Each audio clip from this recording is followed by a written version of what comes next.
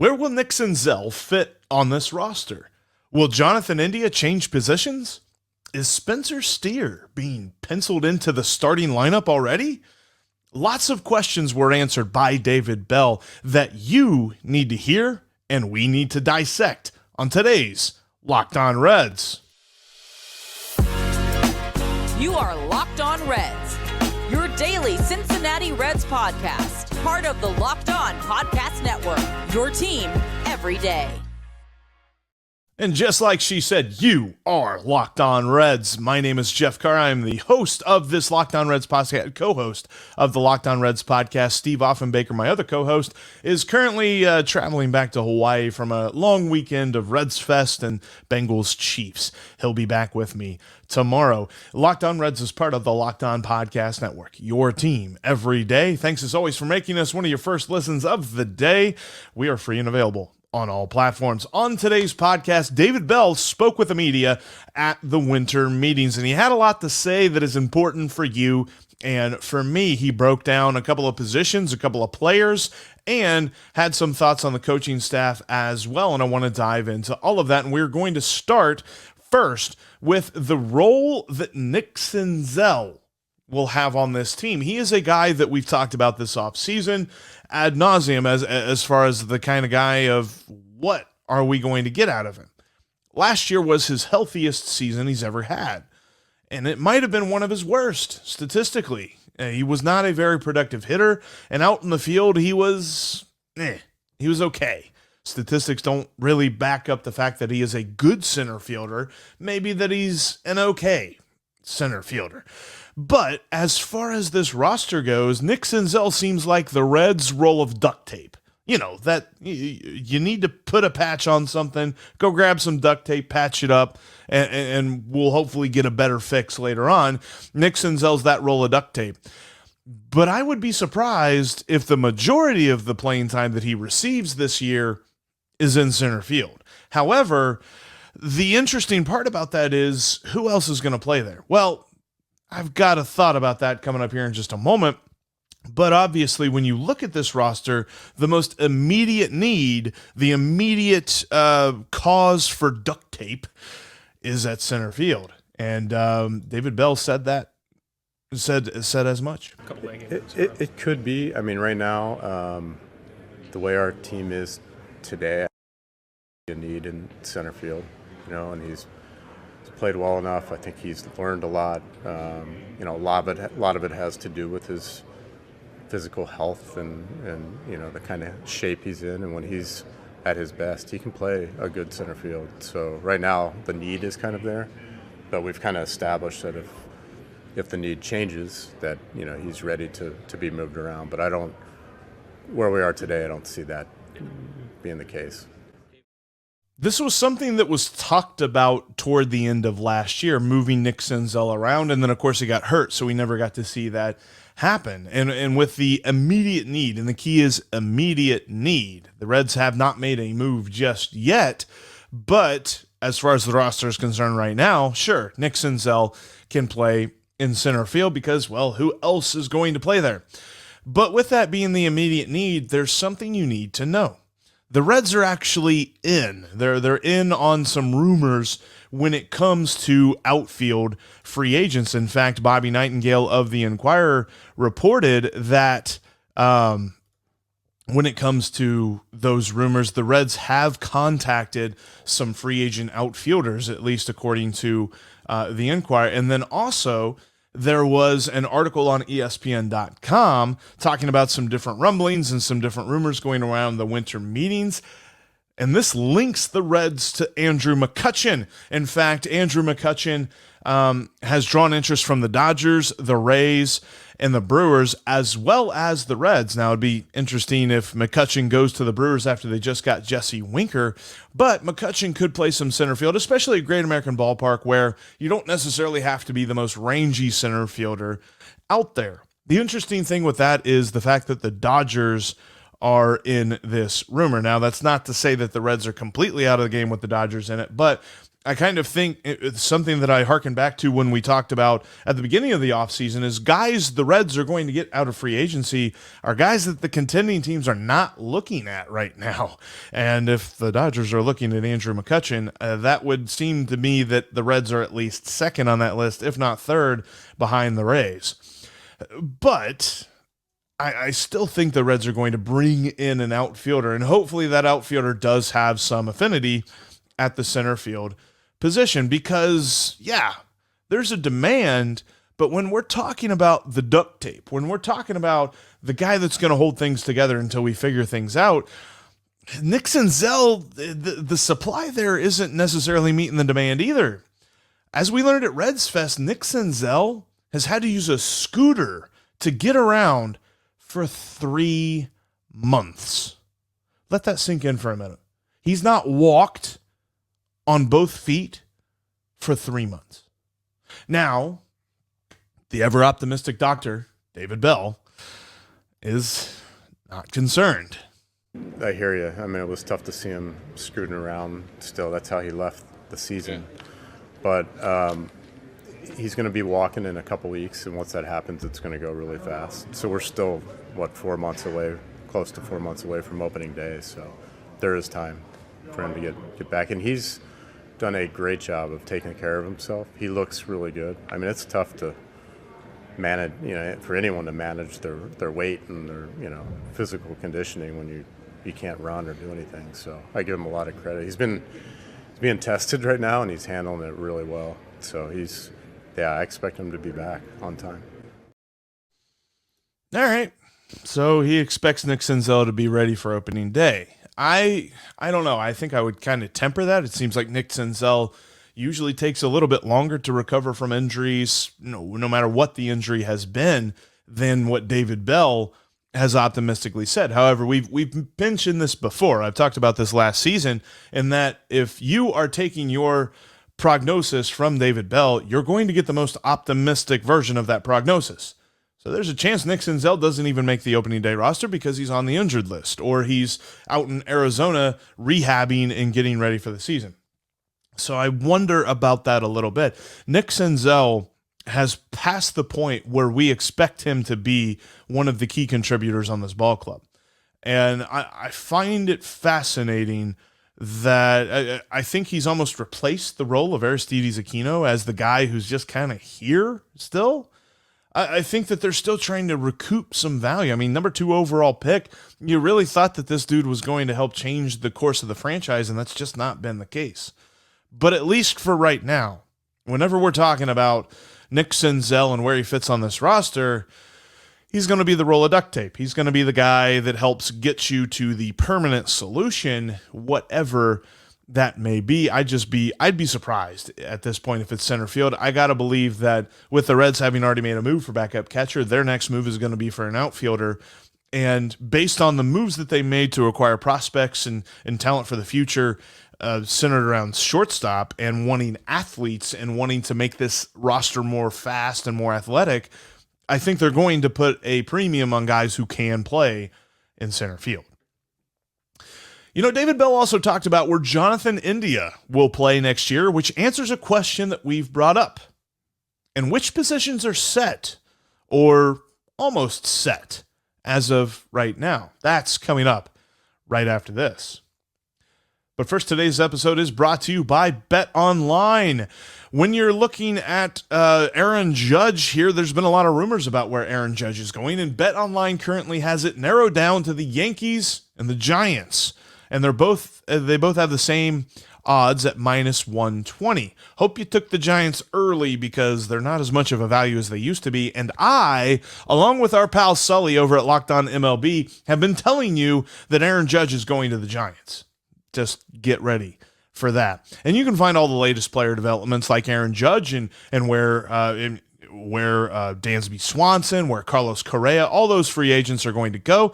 You can find that all at betonline.net, plus team matchups, news, podcasts, and in-depth articles and analysis on every game that you can think of. And as always, BetOnline remains your continued source for all your sports wagering information with live betting and up-to-the-minute scores for every sport out there, including the World Cup that's continuing to go on. Yes, I know, America's out of it, but hey, they keep playing even if America's not in it. So I guess that's why it's not that popular of a sport over here.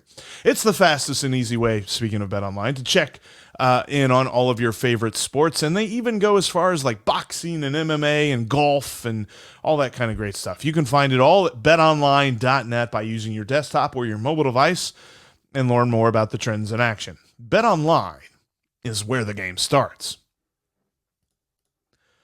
Coming up tomorrow, we have a massive guest on the show that you are not going to want to miss. You're going to want to make sure that you're subscribed. You're going to want to make sure that you're following the podcast because a massive, huge, ginormous guest is going to be on tomorrow's show.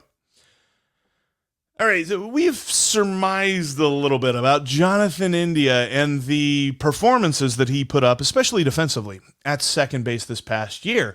And something that I said early on that, I thought that the Reds would look at last season, the season that Jonathan India put together, and conclude that injuries really hampered his results. That's exactly what David Bell said. In fact, at the winter meetings, whenever he was asked if they were going to move India. For Jonathan, in my mind, he's coming in to be our second baseman. He had several injuries last year that he played through. I think he learned a lot about how to keep his body healthy last year. And he looks great. He was in Cincinnati this weekend running sprints, and he looked better than he did the entire year last year. So he's a young player. He's plenty athletic. He's determined to kind of maximize his range. So in my mind, he's our second baseman right now. This doesn't totally surprise me. I know that we mentioned maybe moving him to left field, moving him to the outfield, but I think that according to the Reds and according to David Bell, the most value that he has for the team is at second base. So they're going to make sure that a healthy Jonathan India does not perform the same way that he performed in 2022.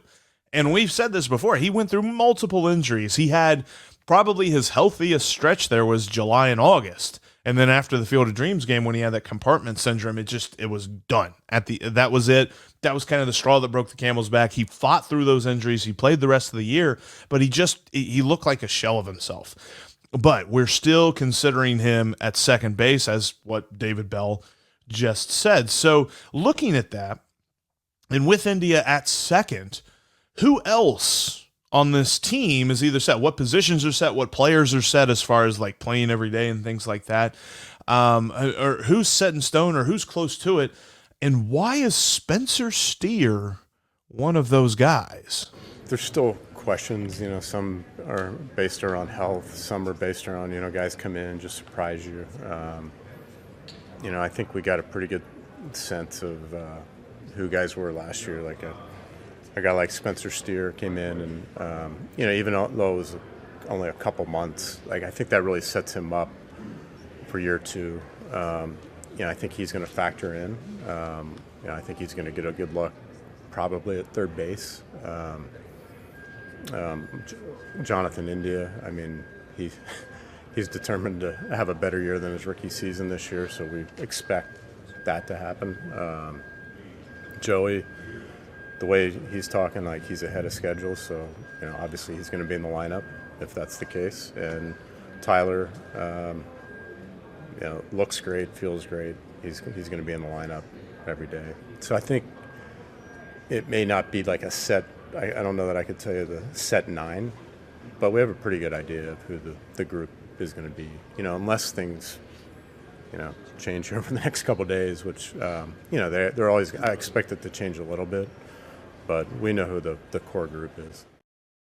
Shout out to Scott Campbell, who we talked with at Reds Fest, and he asked if they're going to be a everyday 8 this year. That's not going to happen, as David Bell just said. But it really struck me here, and also, and before I get into that, why don't they ask David Bell to help them out with more PR stuff whenever Nick Kroll speaks or Phil speaks or somebody like that?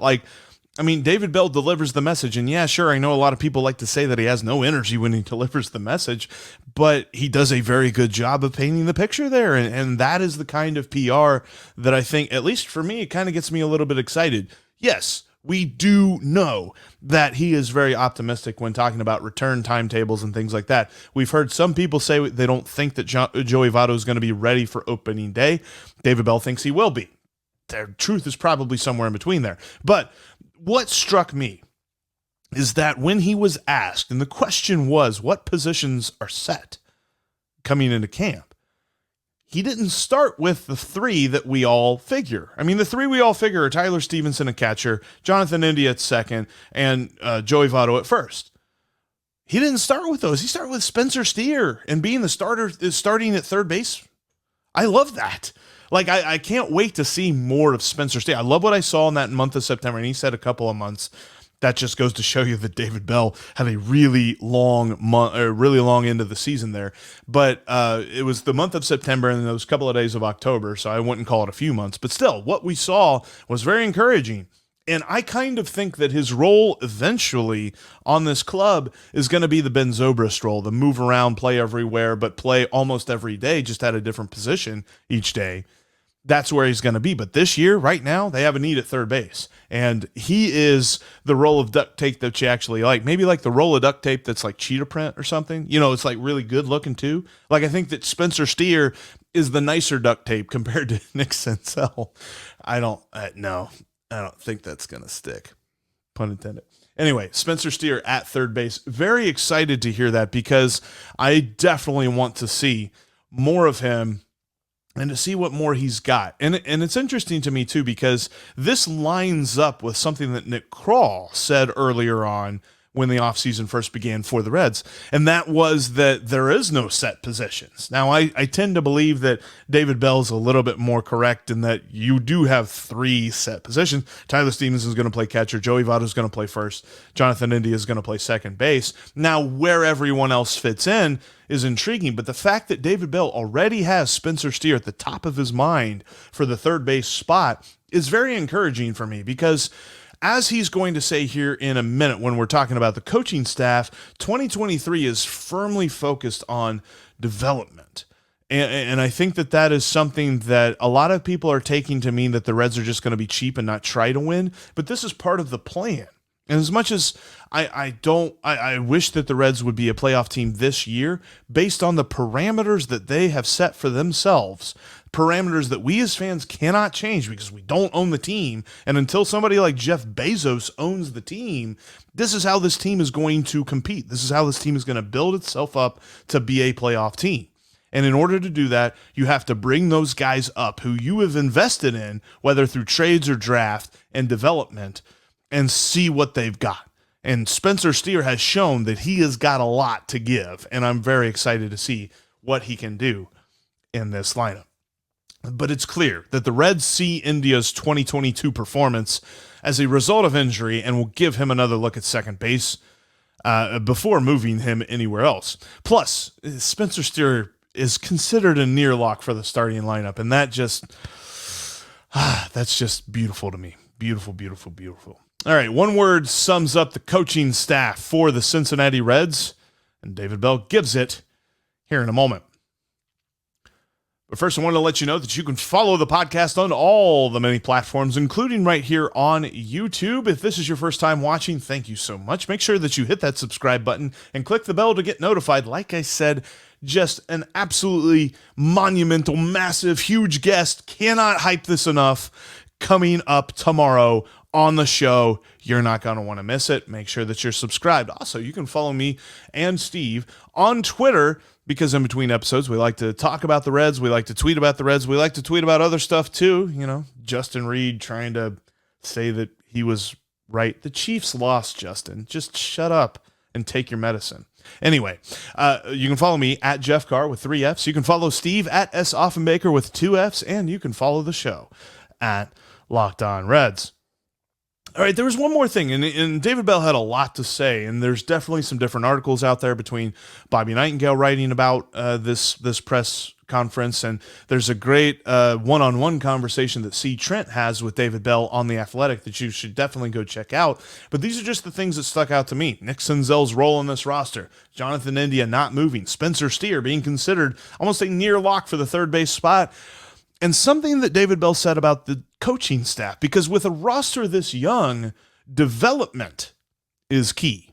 And that is what the Reds coaching staff is focused on, as David Bell alluded to.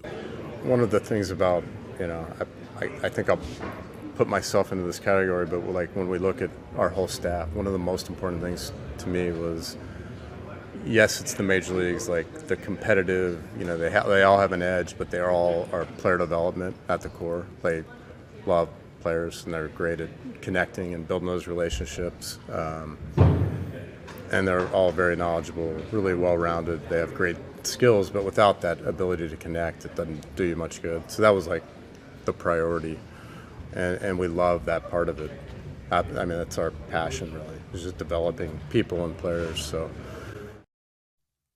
Yeah, I really love the fact that David Bell focused on that, and that was an answer really to the question of, do you manage this team differently with such a young roster? And look, all signs point to development this season, whether that's winning development or more of the same from last year. That'll fall on the core of this team. We've talked about who the core is, because there's going to be so many new guys coming up through the team. I mean, obviously, Elly De La Cruz is going to be here sooner rather than later. I'm saying May 1st. I don't necessarily think he breaks camp with the team, but it's not going to be very long after that he's here. You're going to see guys like Christian Encarnacion Strand. You're going to see pitchers like Brandon Williamson and Levi Stout and Andrew Abbott, and guys like that are going to be in Cincinnati.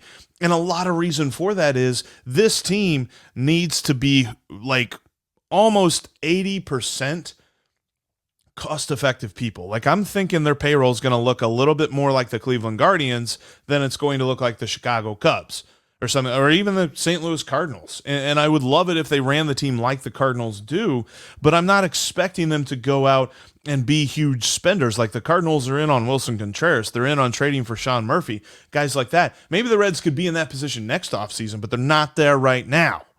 And I get it. I understand it. It doesn't mean I have to like it, but that's just where we are. That's where this team is as far as how they have set the boundaries for themselves. And not me or you is going to change that. And I love that David Bell understands that. And I think a lot of people, when they think of coaching staffs, they think of what they've seen on movies or something, guys that throw chairs around and get really mad and get all red-faced or something when a guy strikes out. That's just not how things work.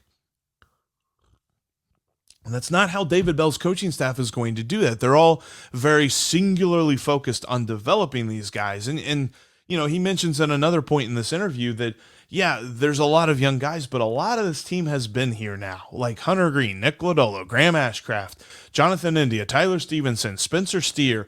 All of these guys that are going to be the future of this team now have their feet wet. They've gotten a taste of Major League Baseball, some to greater extents than others, but they all know what to expect now whenever opening day comes along.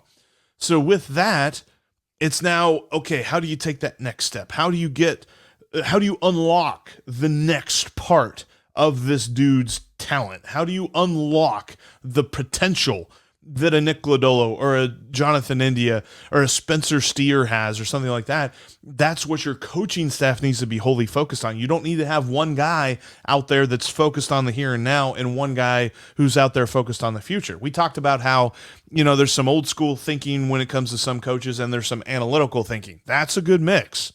But you don't want guys who are arguing against each other saying, no, we need to prioritize winning today versus prioritize getting these guys ready to win next year. Because I think we all know the target's next year. 2023, as much as we are going to hope and as much as we're going to squint and say, yeah, I think the Reds could hit the over, I'm not expecting that.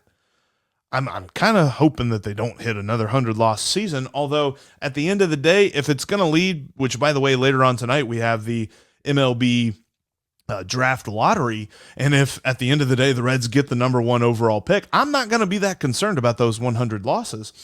But when you look at this team, it's not ready this year. And you got to get ready very, very soon. Because as we said yesterday on the pod, Reds fans aren't going to be waiting around forever. And next Reds Fest, if they have another trudge and sludge and dredge of a season, next year's Reds Fest is going to be even more like, okay, what are we doing here? But I think that there are some things in place, including this coaching staff, that are going to make sure that this year they begin to take that step forward. And I love to see that, because the key for the Reds in 2023 is definitely development.